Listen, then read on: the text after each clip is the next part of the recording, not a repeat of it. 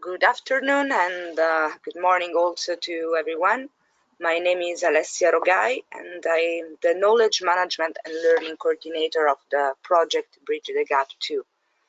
Bridge the Gap 2 is a project funded by the European Union and it is coordinated by FIAT, the International Ibero-American Foundation for Administration and Public Policies, in partnership with 3 European agencies for development cooperation, the Spanish, the Italian and the Austrian, and 2 international NGOs, the European Disability Forum and the International Disability and Development Consortium. Bridge the Gap is a targeted thematic response to the requirement to make development cooperation accessible to and inclusive of persons with disabilities, with an obligation for the European Union and Member States as parties to the Convention on the Rights of Persons with Disabilities, and which can have a significant impact in improving the social inclusion and promoting the rights of persons with disabilities. Bridge the Gap supports the mainstreaming of disability in international cooperation and the efforts of 5 partner countries, Burkina Faso, Ecuador, Ethiopia, Paraguay, and Sudan, in planning and implementing inclusive public policies and services. Today, the 9th session of this webinar-based training cycle organized by Bridge the Gap, which from the beginning is exploring different topics involving international experts. The webinars are conducted, as you know now well, in English, French, and Spanish in separate sessions. You can find all the previous recordings on our website, on the Facebook and Twitter pages, and on our YouTube channel. You can find the links to these pages here in the chat box in a while. The 9th session today is about access to health, the inclusion of persons with disability in health services according to the CRPD, Article 25. Persons with disability are vulnerable to exclusion and accessing their rights to health. They commonly face stigma and discrimination, violation of rights, lack of adequately targeted and accessible health services, exclusion in access to water and sanitation, and other health determinants, and have lower income levels, which can all increase their vulnerability to diseases. The 2030 Agenda considers disability in 5 goals and 7 targets, including commitments in relation to disaggregating data on disability. The emphasis on ensuring no one is excluded is crucial to the health goal, ensure healthy lives and promote well-being for all at all ages, and this certainly is also evident in the inclusion of the universal health coverage target. To attain health-related targets, the priority must be given to strengthening and making more equitable health system and addressing gaps in geographical and key population groups coverage. States are obliged to respect, protect, and fulfill the rights to health. Persons with disabilities are protected by the same general framework of the right to health as everybody else. However, the international human rights system pays little attention to their health needs until the adoption of the Convention on the Rights of Persons with Disabilities. The Convention on the Rights of Persons with Disabilities shifts from medical and paternalistic approaches to disability towards a human rights-based approach, which considers persons with disability as rights holders rather than as mere recipients of protection, rehabilitation, or welfare. This session today will provide a general overview of the health status of persons with disability and of different topics related to health of persons with disability, such as access to health according to the CRPD, health care needs of persons with disability, barriers in accessing to free and affordable general and disability-specific health care services. Well, I'm not taking more time. I will give immediately the floor to our speaker today, Alessandra Aresu. Alessandra, she currently works at Humanity and Inclusion, formerly Handicap International, as Inclusive Health Policy Lead. Before taking on this global position, she worked as Country Director of the HI China Program 2013-2017. From this position, she led HI's action at country level on sexual and reproductive health and rights, mental health, gender-based violence, and rehabilitation. Prior to 2013, she worked as a postdoctoral research fellow and advisor on SRHR, GBV, and comprehensive sexuality education for INGOs, UN agencies, and academic institutions in Italy, Haiti, China, and UK. She's the author of several articles and book chapters on these topics. Alessandra is also the co-chair of the IDDC Inclusive Health Task Group and of the core group's Disability Inclusive Health Technical Advisory Group. Well, a lot of really international experts on this topic. Thank you very much, Alessandra. It's really a pleasure having you today. I give you the floor in a while, but just before starting, I would like to inform you that, as usual, the webinar is live captioned, and you can follow the transcription of the webinar by linking in the on the link in the chat box that I'm putting in a while. Thank you very much, Alessandra. I give you the floor, and to everybody, enjoy the session. Thank you very much. Thank you, Alessia, and good morning, good afternoon, everybody. It's a pleasure for me to be contributing to bridging the gap training and to be able to speak about access to health and disability and inclusion. I know that some of you have already been learning about disability and inclusion in relation to other topics, not necessarily specifically in relation to health. Other may be more experts on health and less on disabilities. So my choice as a start is to give a brief introduction of what disability means and which are the main key concepts we are going to refer to during this webinar, and then dive into a more specific discussion on access to health. So I would start with the reference to how discussions to disability about disability have been changing throughout the years, and how during the last few decades the approach to disability has changed.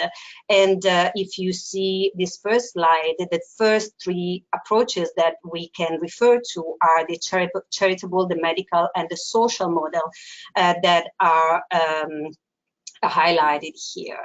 Now, instead of telling you and summarizing you what does it mean, charitable model, medical model, or social model, I would like to use the words of some of the people that we have interviewed throughout the years and that have referred to disability following a little bit these models.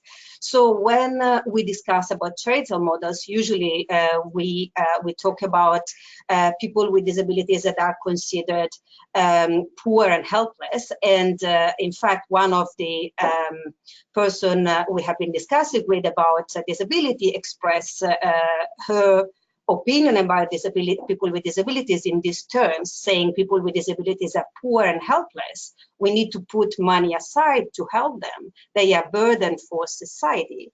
And with this approach, of course, the persons with disabilities are far away from being considered full active members of society. And this approach clearly is a barrier towards a full inclusion of people with disabilities.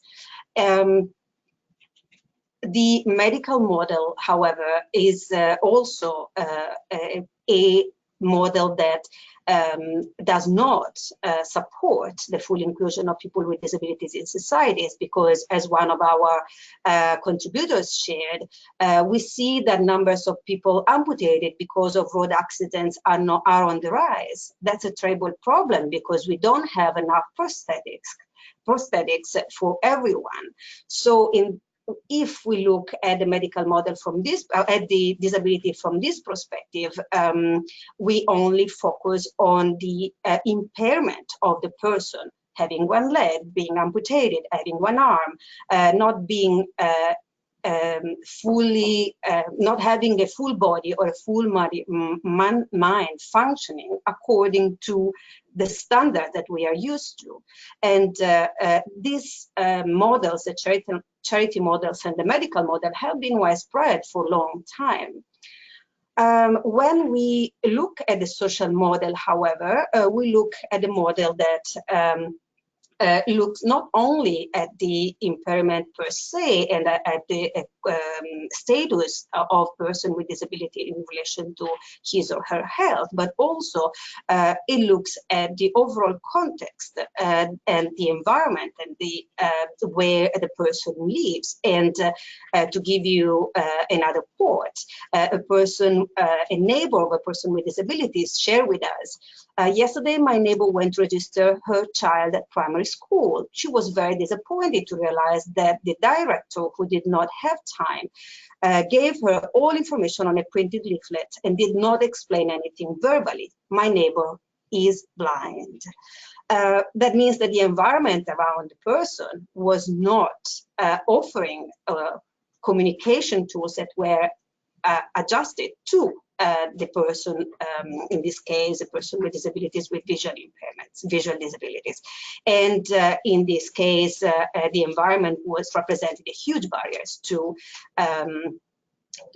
access information that would have been easily understandable for the person if the communication tools were adapted. So this is just to say that throughout the years, a lot has been changing in the way we have been discussing disability. And the reason why I'm mentioning them is because, of course, the way we look at disability and the way persons with disabilities are perceived do make a difference when we want to promote the right of people with disabilities, and we want to, in this case, promote the right to health of people with disabilities. Now, throughout the years, a fourth element comes into the picture. This is more recent, but is essential for the work that we are going to do, for the topic that we are going to discuss today, and is, of course, the rights-based approach. Throughout the years, people with disabilities have organized themselves more and more. The disability movement is present in every country, and disabled persons organizations are active at country, regional and international level to advocate for the rights and to implement projects, that implement actions that are oriented in being fully included in the society. Globally, disability is increasingly discussed from a human rights perspective. And of course, the key tool that we have in our hands when we talk about the rights of persons with disabilities is the United Nations Convention on the Rights of Persons with Disabilities that is dated 2006, and since 2006 accompany us in all the work we do, no matter if we work on health or in education or in any other area. Now, this is the definition that the United Nations Conventions on the Rights of Persons with Disabilities offer us of disability. And it is a very important definition because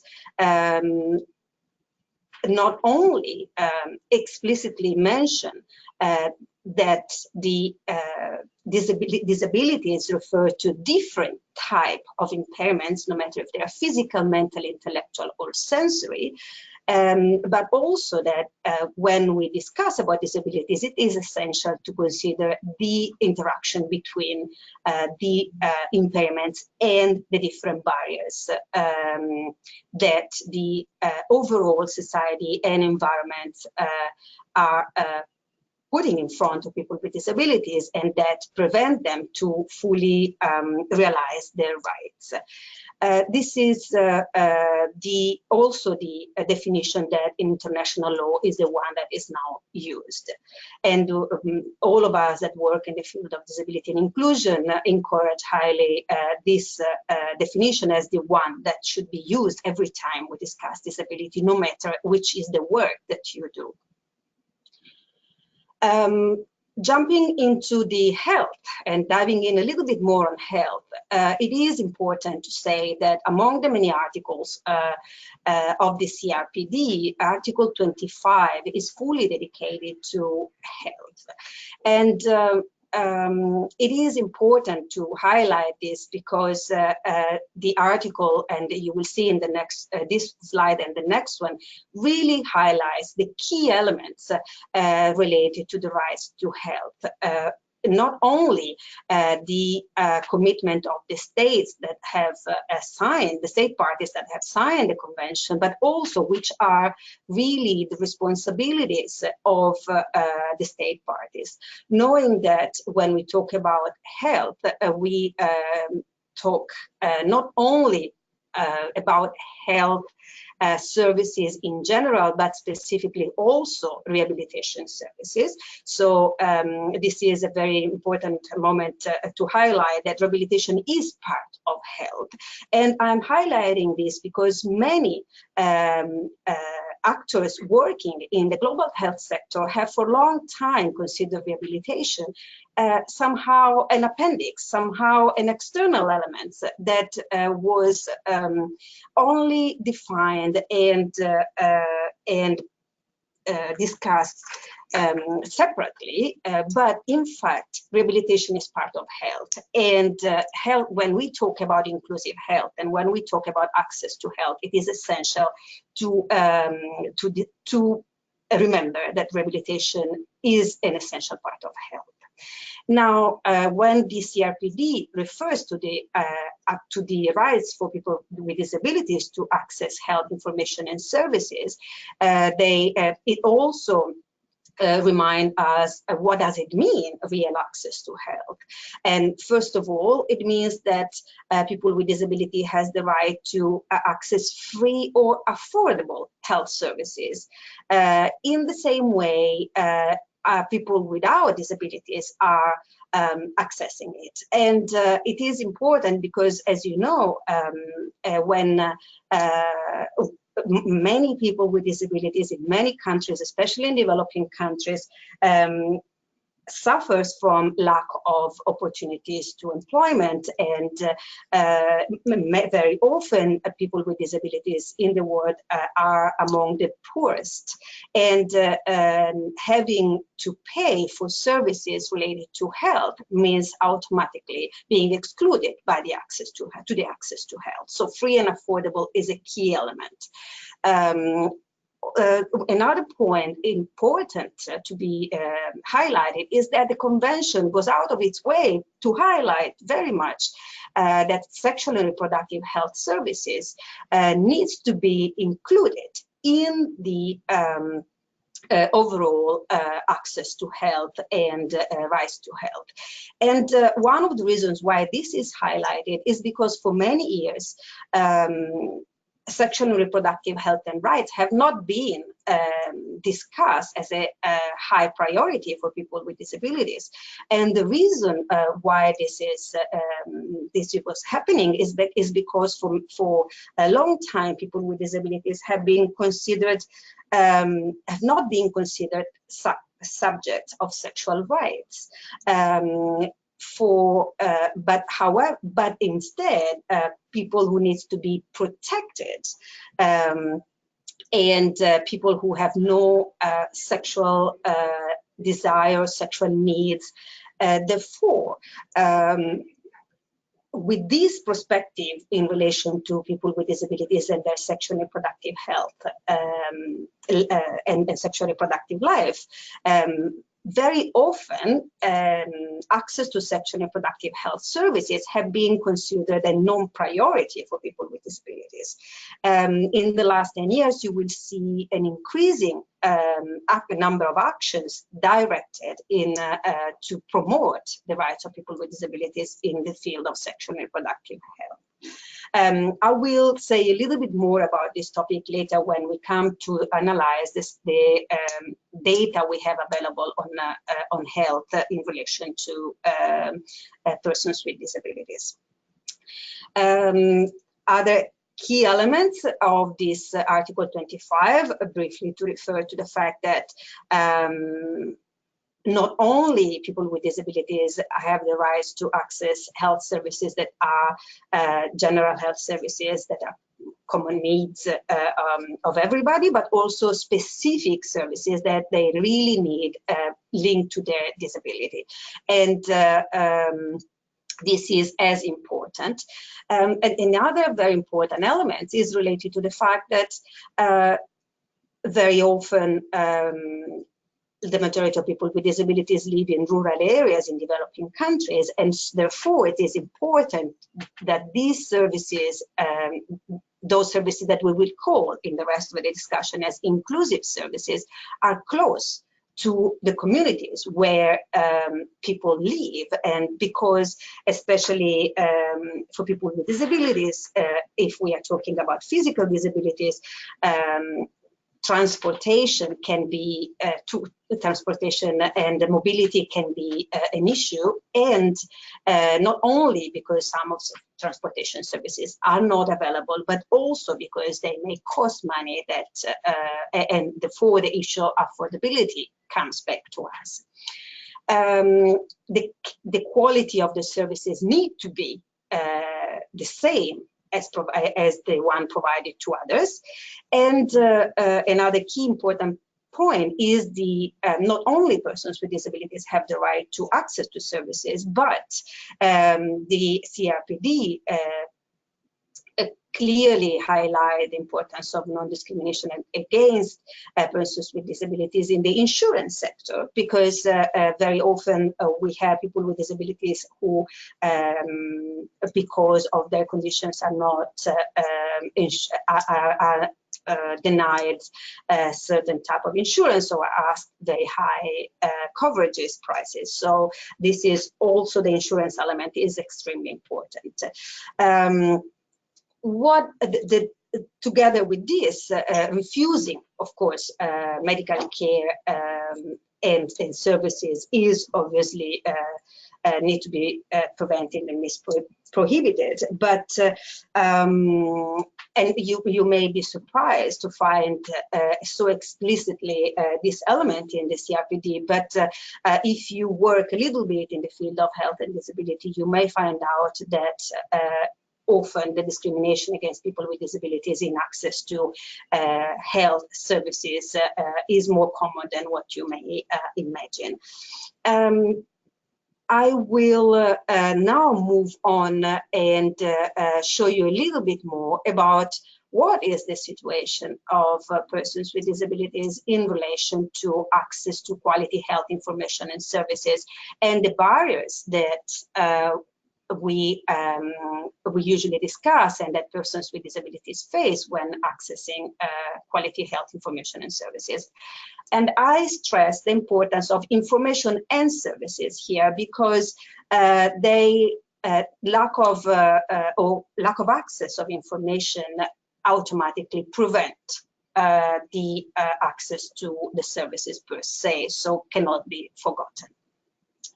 What to highlight in this slide, that first of all, we have to remember how many people with disabilities are in the world. According to WHO, between 15 and 20% of the population has a disability or lives with multiple disabilities, and 80% live in a developing country.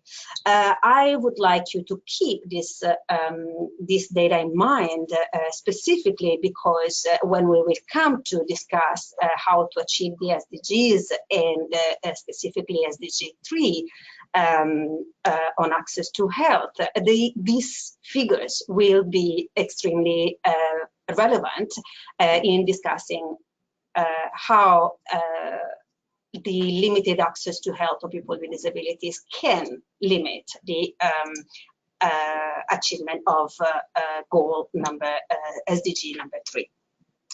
But staying on the barriers and the status of health and access to health information and services of persons with disabilities,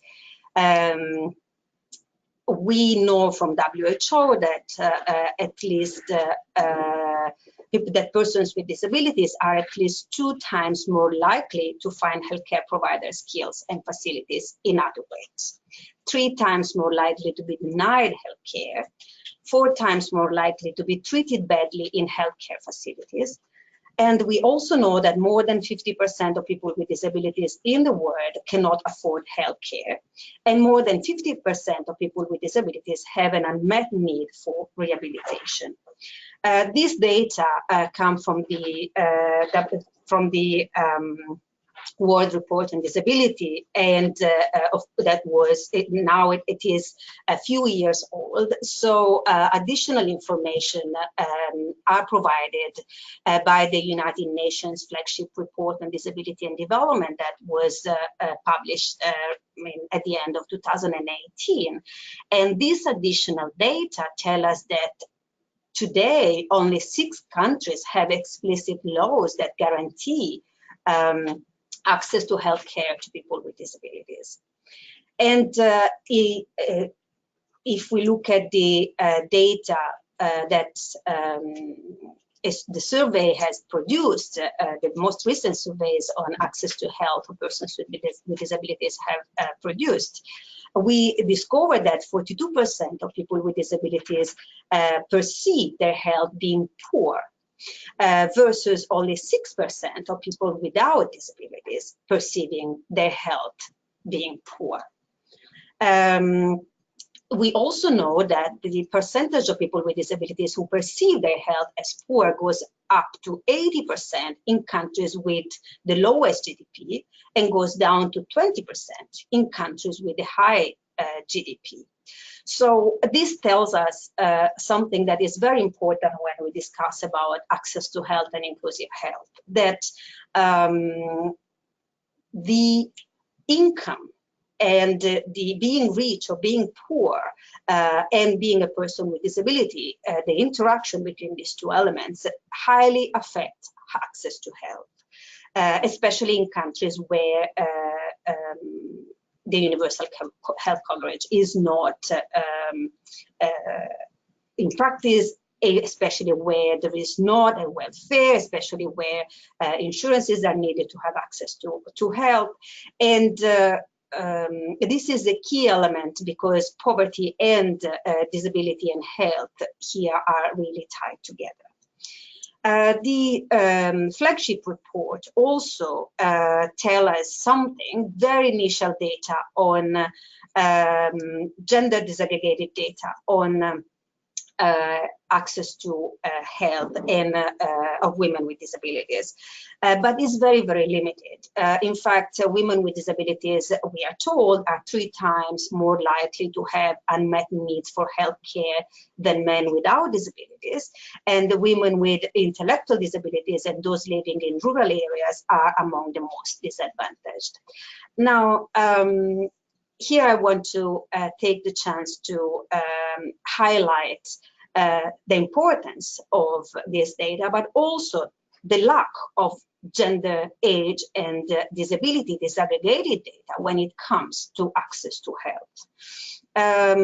In fact, the entire report doesn't offer much more than what I summarized in these slides in relation to gender, health, and disability, and is highlighted that the need for disaggregated data is an urgent need because, in fact, there are several research, several studies, a lot of data on women and health. There are increasing number of data on disability and health, but when it comes to gender and disability and health, the intersections the intersection is not explored enough. Therefore, we are not fully aware of which kind of health needs women with disabilities, which kind of health needs remains unmet when it comes to women and girls with disabilities. And this is one of the first barriers that of course, we face when we want to then design services that fully meet their needs.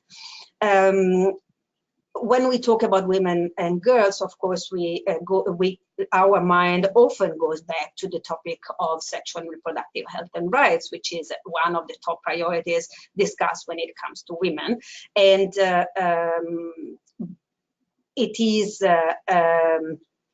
important to highlight that when you are a woman and with disability in a developing country, living in a situation of poverty, access to sexual and reproductive health is limited, and often women with disabilities who are pregnant have less access to maternal health services and informations, and this obviously can affect the health of the mother and therefore of the child. But it may surprise you to know that up to today, we do not know how many women with disabilities have currently are currently assessing the overall services related to maternal health, because disaggregated data on disability and maternal health are very rare. And this is just one of the examples that I wanted to bring you to make sure you understand what I mean when I talk about lack of data. All of this, I have to be brief. I could speak more about the situation in different countries. I'm happy to do so if the data we have available can give us some answers. But all of this, of course, somehow clashes with what we define, or what the WHO has defined as health. That is, of course, as a reminder, a state of complete physical, mental, and social well-being. When we have limited or no access to health information and services, when we face barriers to access information and services related to health, it's very difficult to ensure a full social, physical, mental, and social well-being. And this is, it's always important to go back to the original definition when we want to, when we have an objective that you want to reach. And when we talk about objectives and goals, of course, we can talk endlessly about the SDG 3 and how it is important to achieve the SDG 3, and how working on inclusive health and access to health for all, including people with disabilities, will be important to achieve SDG 3. This slide I want to share with you, summarize a little bit the information that I share with you on the status of people with disabilities in relation to health. It is eye-catching because it has numbers instead of words, many more numbers than words, and also that because it also gives you the highlights the importance at the very bottom of the slide on the importance of some of the barriers that people with disabilities face. One of them is physical barriers that need to be removed when it comes to accessing services. Services may be offered by clinics that do not have a ramp. If a person in a wheelchair wants to access those services, has no opportunity to enter. Services may be offered at a high price. that cannot be affordable. But also, services can be offered, information can be offered in formats that are not accessible for people who have visual disabilities or hearing disabilities, or simplified information need to be delivered when we talk about persons with intellectual and developmental disabilities. So I share this with you because I think it's good to have it next to you when you are working on health, to remind yourself which are the barriers and the difficulties. This slide doesn't talk about one aspect that is also important to highlight, that is gender-based violence. That is, of course, related to health and goes beyond health, but it's important to bring it into this discussion because not only victims of gender-based violence can develop an impairment and a disability as a result of abuse and maltreatment, but also because gender-based violence is one of those aspects that affect access to health overall. And as for the cases of access to health information and services, not only people with disabilities are much more exposed and vulnerable to gender-based violence, both as adults and as children, but also have limited access to the basic services related to gender-based violence. And this is an element that also needs to be brought into the discussion when we talk about access to health. So the question now is why? Why the situation is so difficult? Why so many barriers faced by people with disabilities? It is important to ask why, because that is the first step towards finding solutions or to improve the work we are doing when we discuss about access to health. This list of these points are not, of course, are limited and only highlight some of the points that I want to highlight to discuss with you, but of course there are many others.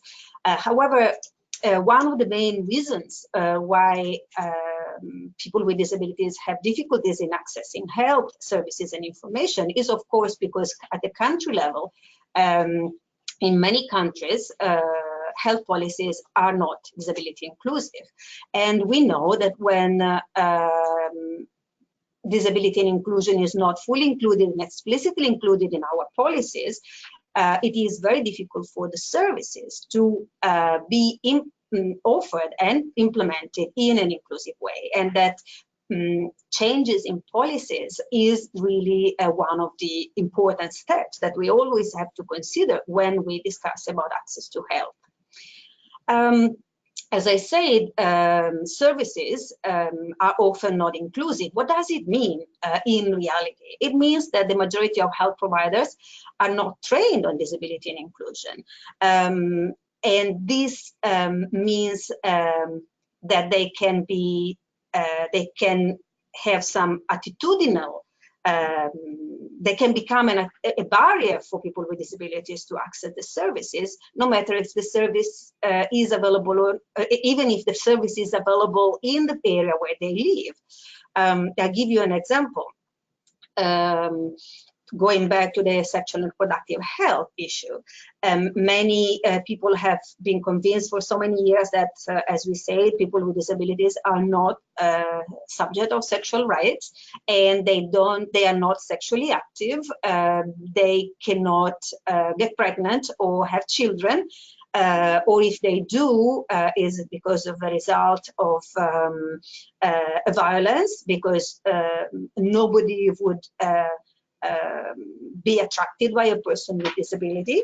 All these ideas and create a discriminative attitude towards women and men with disabilities who go and look for sexually reproductive health information and services. And if we do not train our service providers to look at people with disabilities as everybody else, any other customer, any other client, any other patient that is looking for services, the result is that there will be the needs of people with disabilities will be ignored, overlooked, or that simply the request for services will be denied. This is why it's so important to invest in training of health providers around the world. And this can be done in many ways. We can discuss about this later, but really, in addition to the policymakers level, the service provision level is the second level we need to focus our attention on when we discuss about disability and inclusion and access to health. Because of course, when health systems are not inclusive, access to health for all is not translated into practice. We also mentioned the limited disaggregated data available so far. And if we do not have data, food for advocacy, we don't have food for advocacy on disability inclusive health to push our agenda on inclusive health with the policymakers. So the data remain a crucial element that we need to keep in mind. And we also have to look beyond the work that we do on disability and health, that people like myself do on disability inclusive health, and look at what, for example, the international NGOs, what we call the mainstream international NGOs, do on to promote access to health for all in an inclusive way. And if you look closely, you will find out that the majority of the major global health interventions implemented today by major INGOs are not disability inclusive. Sometimes because of the lack of disability disaggregated data, they do not even know if they are reaching people with disabilities or not. But in most of the cases, because people with disabilities are living in remote areas, they are difficult to reach, they are sometimes not looking for services because because their demand has been frustrated in the past. They are not easily to reach, and the result is that they are left behind. Why this happens?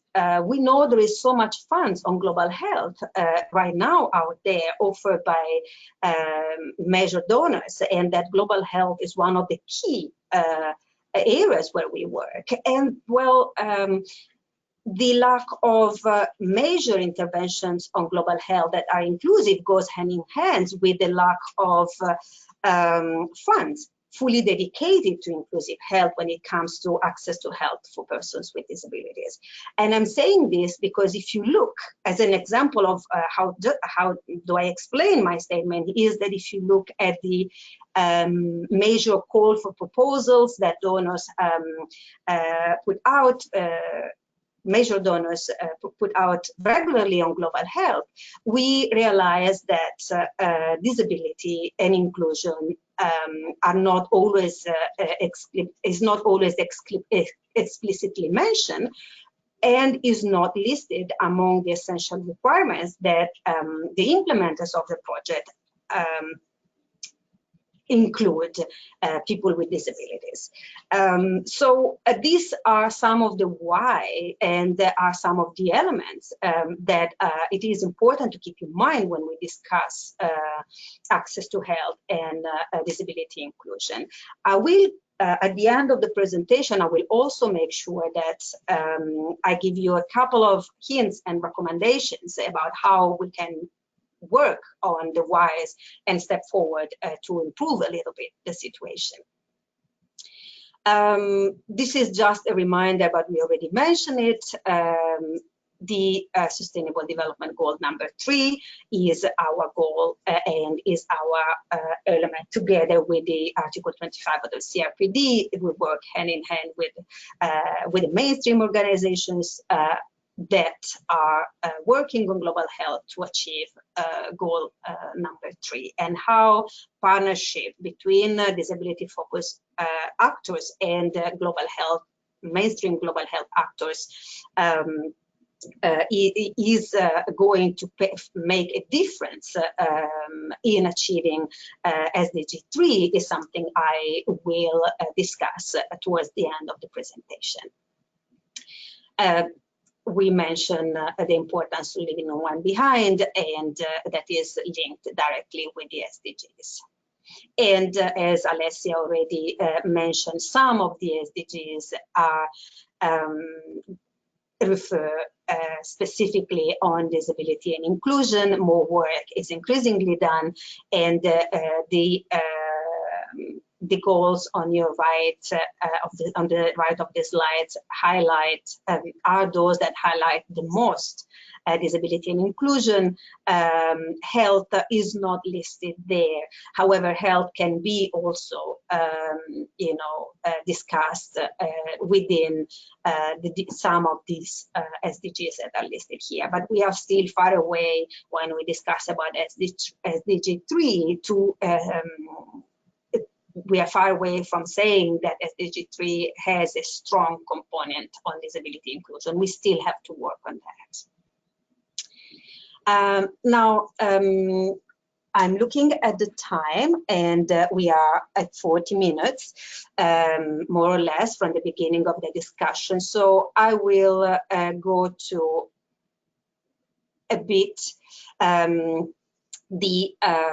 discussing about the, let's say, how we can ensure through disability inclusion a better access to health for people with disabilities. And when we talk about disability inclusion or disability inclusive health, we talk about the way we have to follow to ensure or to improve access to health for people with disabilities. But what does it mean, disability inclusion? What does it mean, disability inclusive health? When we talk about disability inclusion and disability inclusive health, we talk, of course, about 3 fundamental principles: participation, equality and non-discrimination, and accessibility. And I think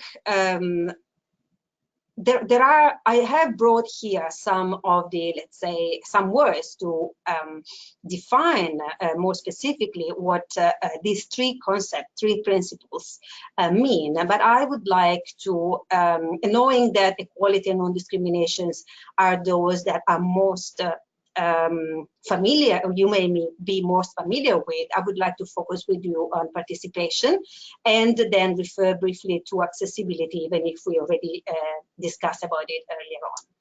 So in relation to participation, this is, what does it mean participation? It means full involvement of boys and girls, women and men of different age groups and with different disabilities in the design, implementation, monitoring, and evaluation of actions and policies that affect people with disabilities.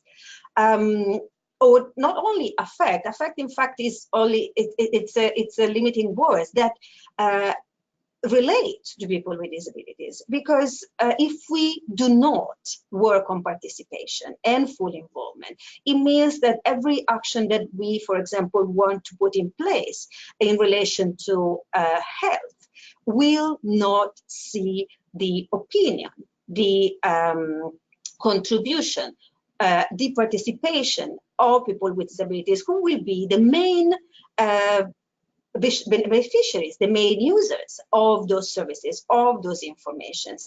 But also it means that when we are going to design an action, no matter if it's a service, is a project, is an advocacy work, we will not know from first hands from persons with disabilities what is needed.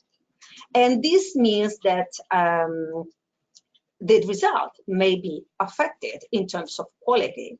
So when we talk about when we ensure full involvement and participation of people with disabilities, we certainly have organizations that work in a more responsive and effective way, because the decision maker making process is better informed. and is fully aware of the perspectives and needs and experiences of people facing the discrimination, facing the barriers. Therefore, this is really essential. And when we talk about accessibility, I already mentioned this before, we have to make sure that we identify the barriers that prevent people with disabilities to access information and services related to health. And knowing that barriers can be different according to the context, according to the type of disability. We can talk about a physical barrier like the ramp, or as you said, attitudinal barriers or financial barriers. And then work hand in hand with representatives of people with disabilities, the DPOs, at different levels to make sure that those barriers can be addressed and eliminated. Accessibility is a prerequisite of inclusive health and of ensuring access to health. Now, I will now bring you to look at health. My next step, and one of the concluding steps, is to make sure that you also look at health within the bigger picture. And this slide will help you to identify which are the different elements and the different steps that are necessary when we work towards the elimination of barriers that we just mentioned, and therefore towards an inclusive society that fully allow access to health for all, including people with disabilities.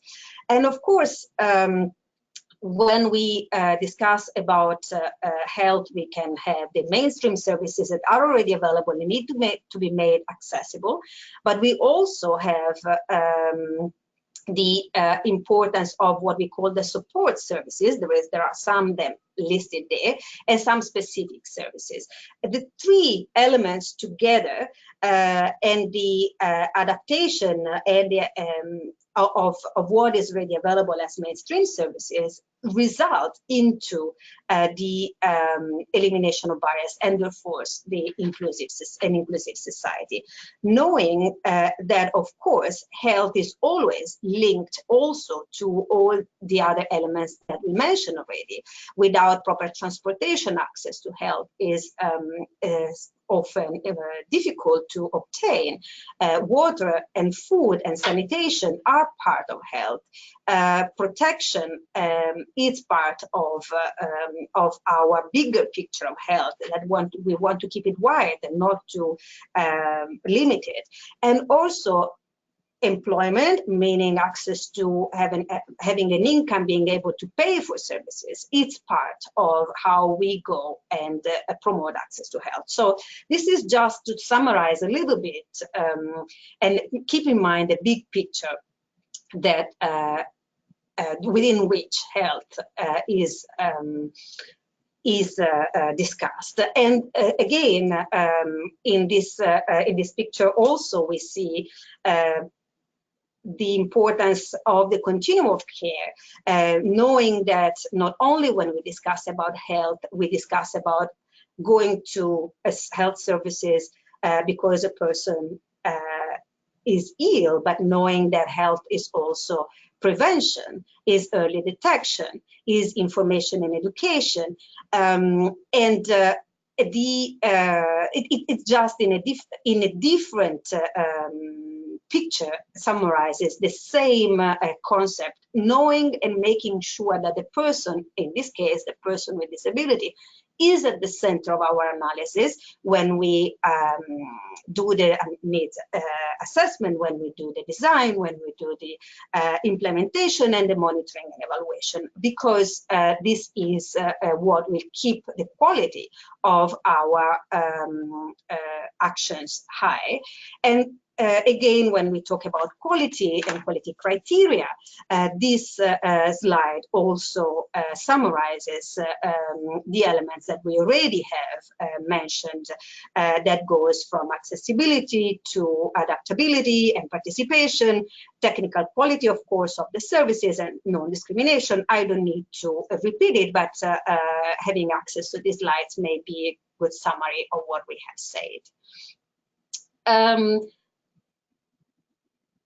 I want to show you this because this slide also, because this is also quite essential to make sure that we remember at the end of this presentation, which are the key elements that allowed us to have inclusive health as a real practice, and which is the flow of informations and actions that we usually we are in front of and we contribute to. Because at the bottom we have, at the bottom of this cycle, we have, of course, the users, as we say, people with disabilities, vulnerable population, the DPOs, the Disabled Persons Organization, that have not only the power of advocate for better services, but also are the participants of all the actions, so are supposed to be the participants of all the actions that inform the work of service providers and that request better services and monitor the quality of those services. And at the bottom, of course, we also have the service providers who needs to be put in the condition of doing their work properly when we come and when we request them to be inclusive. So here we go back to the training that we mentioned before. And the exchange of information and exchange of pulling and pushing between these three actors at the policymaking level, at the service provider levels, and at the user level, at the community level, is the interaction that we always have to monitor when we try to promote inclusive health in the best way possible. None of these elements can be taken out if we want to have a full approach to inclusive health. And this, of course, summarizes the fact that all these elements together give us the power to work on inclusive health in a full and comprehensive way.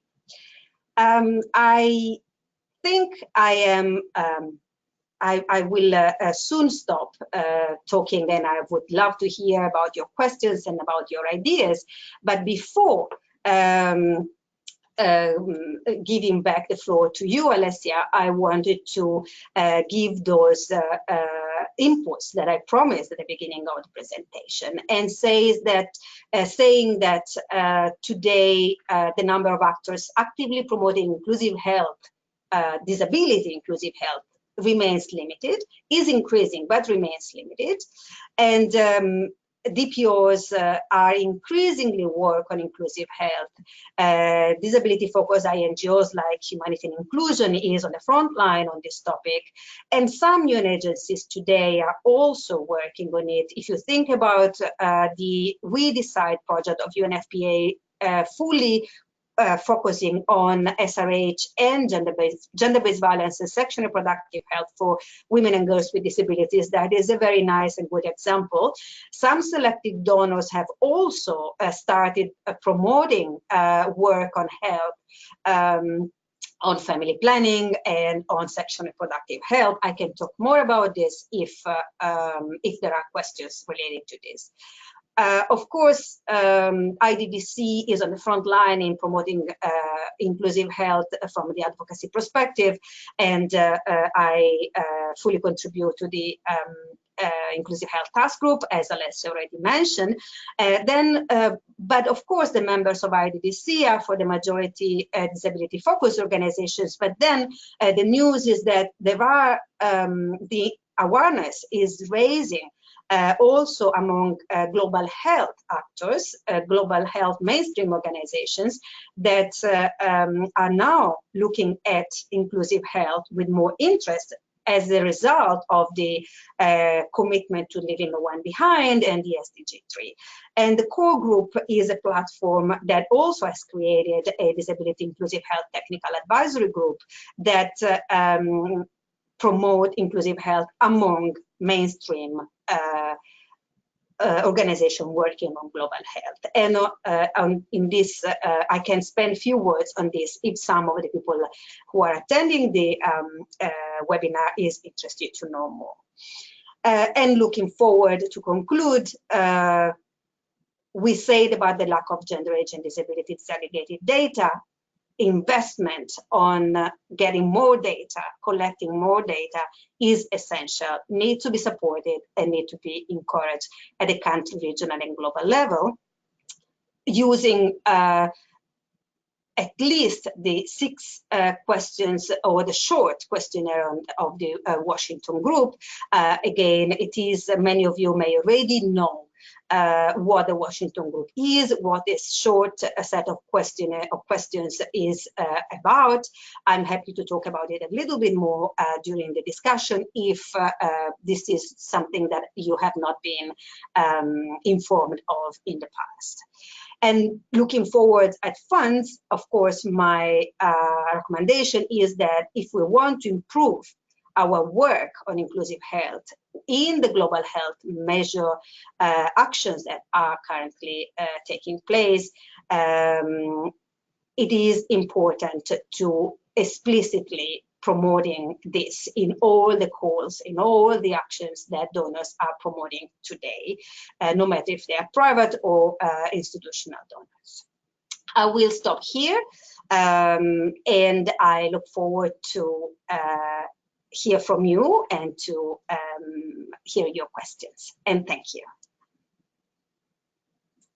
Thank you very much, Alessandra. It really was a really comprehensive illustration of this important topic. Thank you very much. You also introduced so many really crucial elements that it's a pity that our webinar is just 1 hour and a half, because also you started talking about some central concept to arriving to a practical implementation of some tools. So I think that our participants really want to know more about it. So I really invite our participants to make your question in the chat box, or also raising your hand and take the floor and ask directly to Alessandra your question. And I really would like also to encourage the participants just raising your hands or writing your impression, or just sharing with us some experience that you live in your country at country level. We have already some questions, so don't be shy and take the opportunity and this last half hour that we have to have with us Alessandra. I took some notes about a lot of things that you, the several elements that you shared. So in my, I'm not really an expert about the health topic, so also I should have a lot of questions, but I would like to leave this time to participants. But I really would like to highlight some elements or some barriers or needs, like for example the need to overcome from the charity, medical and social approach to the human rights approach, for example. Another element that really triggered my attention was the lack, or just as you said, the lack of the intersection between gender, disability and health is not well explored. So the lack of data in that case really affect a lot some steps forward. But also, I think that the slides that you share, the last slides I share about the mainstream services and from the theory to practices and continuum of care and quality criteria, for us are elements that we really would like to deeper. I know that the time it's not a lot. I'm going quickly to read a couple of questions from the chat box, and I will give you again the floor, Alessandra, to maybe just go through these elements that really triggered our curiosity about the topic. I start reading a question from Florence that just ask, how can we involve government to ensure that persons with disabilities have access to affordable health care. NGOs are doing a lot, but the government seems not to be really concerned. I think that Florence raised an important element, how really we can work in concert with NGOs, with government, supported by OPDs and persons with disability to reach this important goal of access to health. Thanks, Alessandra, to reply. Thank you. So, of course, when we talk about working with governments, we talk about the importance of, first of all, inform the policymakers. That is our first step. And collecting data that's why collecting data is so essential. So if you, when we talk about governments, of course, we can talk about local governments, we can talk about the country governments, we can talk about policymakers that have the power to change things. So, but the very first step is to inform them, because we cannot assume that they know what people with disabilities are facing every day when it comes to access to health. And the reason why we cannot assume they know is because the majority of people who are working today as policymakers that have the power are not people with disabilities. And the representation of people with disabilities at the government level in most of the countries in the world is very low, together with the one of women in some countries. So again, as we worked, I would make a parallel between gender and disability because it's so important, and because we really need to bring them together, as you say, Alessia, to build on the experience of already, as we have promoted gender with the different governments, and quite successfully in many countries, and to make sure that women and girls are considered in the work that the governments do. The same it comes with disability. So keep in mind that they may not know, and we need to inform them. This is the first step, and doing advocacy is the very, very first step. And DPOs in this case are the driving force for advocacy at the country level, because they represent people with disabilities, because they can be part of each project that collect those data and be presented at those data to the government. That is certainly the first steps. Of course, then there are opportunities that go beyond the local action that we can do at a country level, and is, for example, the opportunity to attend major events where policymakers are present and need to hear our loud voice. And for example, the meeting that every year, we call it the COSP, the meeting that every year takes place in New York in June, that discuss the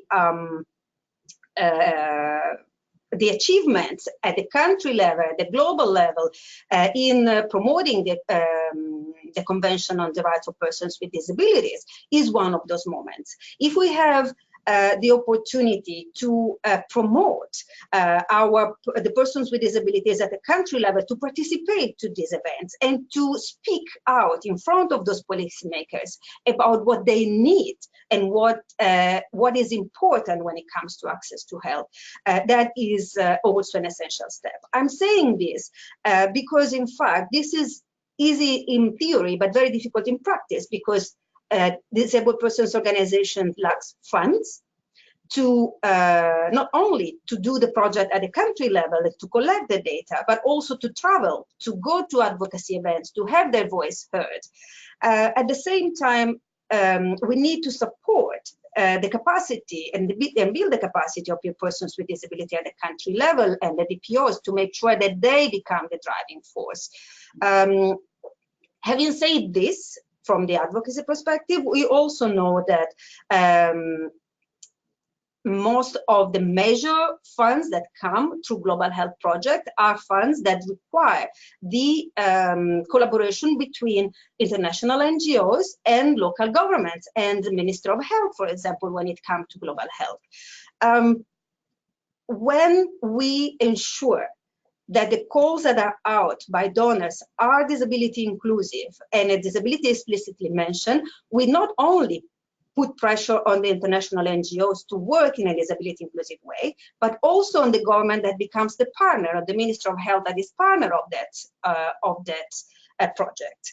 And that it's another channel, it's another way to make sure that funds is channeled through this project for the service providers training and for the health system strengthening that is that needs to be disability inclusive, because there is a lot that in these days is done on health system strengthening to make sure that we all have the opportunity to have better health systems in countries for the universal health coverage achievement. But if we miss the opportunity to take disability into the picture when these health system strengthening actions are taking place, then that opportunity is really missed, and that's why we have to work from different directions and in different ways.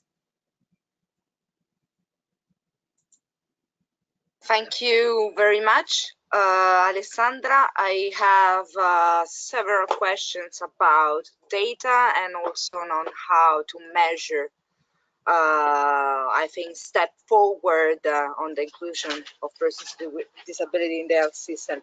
For example, Amberle from World Relief asked, regarding the data discussion, do you have suggestion for standard outcome indicators that mainstream organizations should use in inclusive health project? But also Raya asked on how we can measure the accessibility to inclusive health rights. So I think that on the basis of this question, but also of this work, there is always, in my understood, the same issues, the lack of data and this lack of intersection about disability and health data. Thank you, Alessandra, to give us your point of view about it.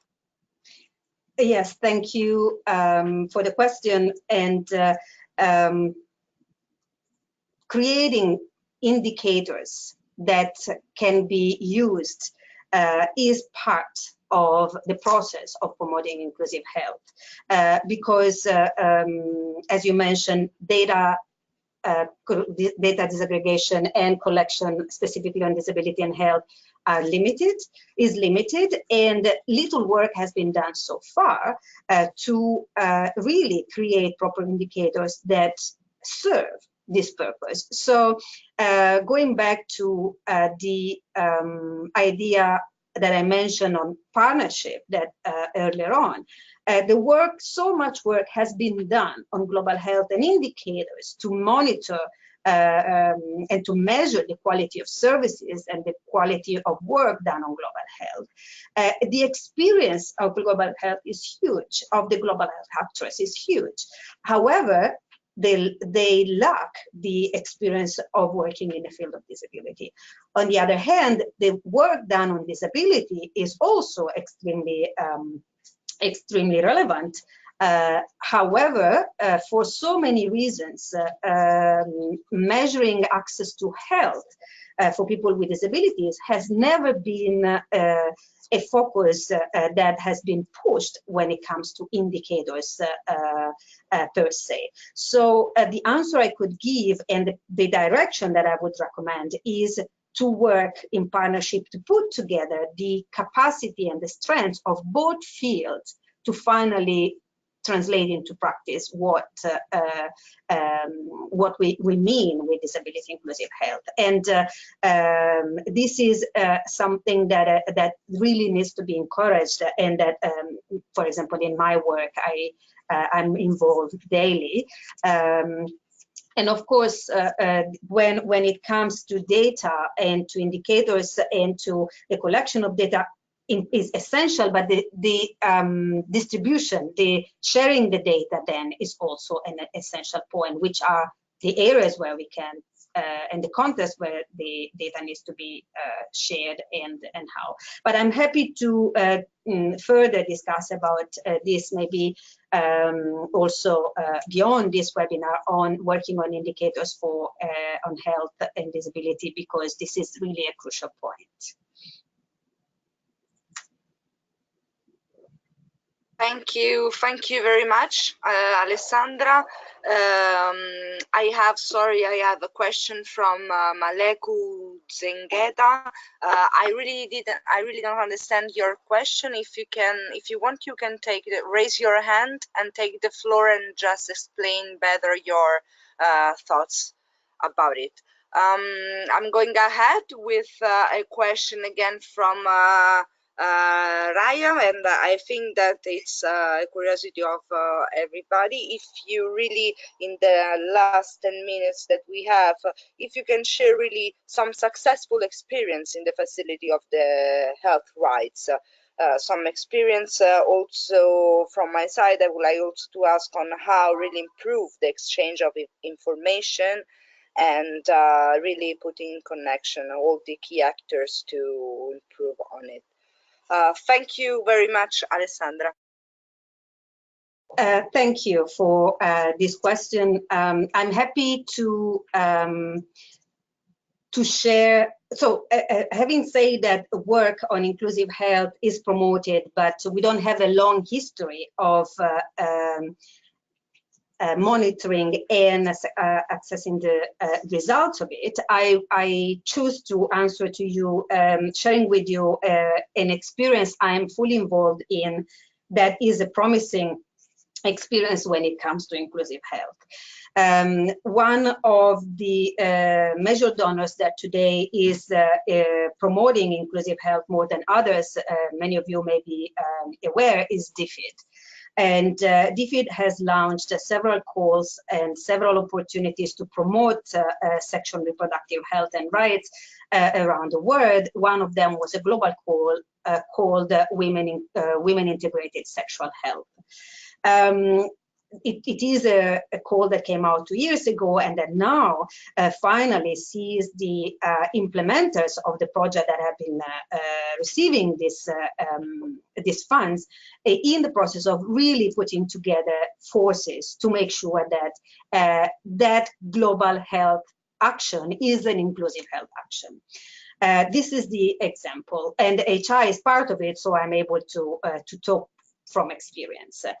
The request, the objective is to improve sexual and reproductive health of overall population and the most difficult to reach around the world. The project I'm involved in is covering 7 countries. I know that some colleagues from Ethiopia may be on the line, and Ethiopia is one of the countries where the Women Integrated Sexual Health Program is going to be implemented. And this program is an example of how mainstream organizations and disability-focused organizations and DPOs join forces to ensure that this global action on sexual and reproductive health of many millions of pounds will be disability inclusive. 3 different mainstream INGOs working regularly on sexual and reproductive health and HI have joined forces specifically to ensure this inclusiveness of this project, and they will work in the following way. HI will be the technical partner that will ensure inclusiveness on one hand by training our mainstream partners of what disability and inclusion means, because they need to be fully aware, but also will be working with the DPOs, the Disabled Persons Organization at the community level to raise the awareness of the community, of the public at the community level to share and to make sure that people know that people with disabilities are subjects of sexual rights as everybody else, and also to create a demand for sexual and reproductive health services that has been frustrated for so long, so much that people with disabilities stop to go to SRH clinics in many countries. Also, we work at the community level to collect those data that are important to identify the needs of people with disabilities, and then those needs will be the base to design and implement the project. HR is also the technical partner that support the service providers and train the service providers to make sure they are aware of which are the barriers at their services, and which is the way to follow to make sure that their services become disability inclusive and support the entire action throughout the project, and support the advocacy process to make sure that those information we have collected at the community level, those information that we have collected at the service provision level when the project is implemented and the services are offered, can become an important food for advocacy with the policymakers. So this is really translated in the language of SRH, the example of how a global health action that it's a classic global health action on SRH can be fully translated in SRH. The project has not started yet, it's starting now. It will be at least a 4 years program that will, as I said, will cover 7 countries. And I will be happy to update those who are interested in the progress of the program to make sure that we can, of course, lesson learned will be collected and will be shared so that more can be learned from this experience, because we are far away from knowing what works and what doesn't work. And so we are exposed to opportunities for learning, but also a risk of facing challenges that needs to be addressed. Thank you very much, Alessandra. I would like to give the floor really quickly to Maleku to explain better the question about training services about sign language as interpreters. So a really specific question. I open you the mic, Maleku. If you want to talk now, you can. Thank you. Thank you so much, Alessandra, for the excellent presentation. My name is Malaku from the Ethiopian Center for Disability and Development. Inclusive health services is also one of our priorities. Mostly when we implement programs, we see differences, like competing arguments. One, on the service providers, people say training service providers in sign language would bridge the communication gap between deaf clients and the service providers. On the other side, people say no, since this is a very sensitive thing, we don't have to compromise the level of communication, so we have to hire sign language interpreters. Is there any literature, is there any experience which would resolve these two competing arguments globally? Thank you so much. Thank you very much, Maleku. Thank you for your question. If there is literature available, I'm not at the moment aware of how to, what is the literature promoting, but I can certainly have a look, and maybe we can exchange on this topic. And I could also ask among other colleagues who have been involved on this topic to see if we can find a good answer. But you certainly touch upon a very important topic, that is how to guarantee for people with disabilities, in this case, people with hearing disabilities, the privacy and independence on when they go and access and ask for services. And it is one of those elements that come with the respect and dignity for the person with disability, but also to make sure they can be independent. Because just to extend a little bit your question and to share something that may be relevant for everybody, sometimes we see people with hearing impairments arriving at the services accompanied by a family member, but we cannot assume that the person can always be fully protected in the rights to access health, being accompanied by a family member. And sometimes the family members are very protective, sometimes take decision instead in place of the person with disabilities, thinking they are doing it in the best of interest of the person with disabilities. But in reality, by creating filters and barriers, we create, limit the autonomy and the full independence of person with disability when it comes to access to health. So having said that, I can look into the literature to better answer your question. I would say that the core element here is to make sure that the best of service is guaranteed for the person herself or himself. Well, thank you very much, Alessandra. Unfortunately, I have to say that we arrive at the end also of this session. I don't know for the others, but for me, really the time fly up a lot because it was really interesting. A lot of really important elements I think we shared today for this topic.